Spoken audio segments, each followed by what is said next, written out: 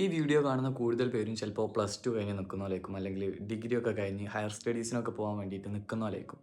എനിക്ക് കോമൺ ആയിട്ട് പറയാനുള്ള ഒരു കാര്യമാണ്, നമുക്ക് ബേസിക് ആയിട്ട് വേണ്ടിയ ഒരു സംഭവമുണ്ട്. അതെന്താ വെച്ചാൽ നമ്മളെക്കുറിച്ച് കൃത്യമായിട്ടുള്ള ഒരു ധാരണ നമുക്ക് വേണം.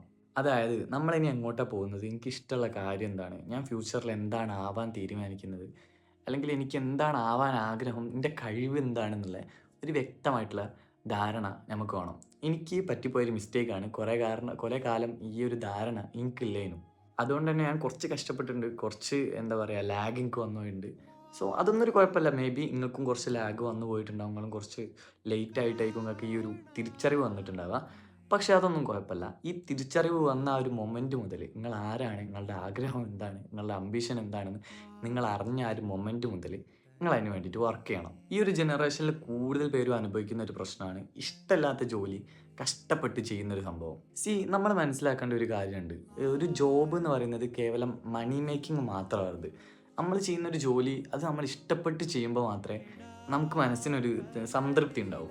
നമുക്ക് ഇഷ്ടപ്പെടാത്ത ജോലി ഭയങ്കര കഷ്ടപ്പെട്ട് ചെയ്യുമ്പോഴാണ് ഈ സ്ട്രെസ്സ്, ആങ്സൈറ്റി, ഡിപ്രഷൻ ഇതൊക്കെ കൂടി വരുന്ന ഒരു സിറ്റുവേഷൻ ഉണ്ടാവുക. സോ അതുകൊണ്ട് തന്നെ നിങ്ങൾക്ക് ഇഷ്ടമുള്ള കാര്യങ്ങൾ എന്താണെന്ന് നിങ്ങൾ ഫൈൻഡ് ചെയ്യുക, അതിൻ്റെ പുറകെ പോവുക. So that's it. ബൈ.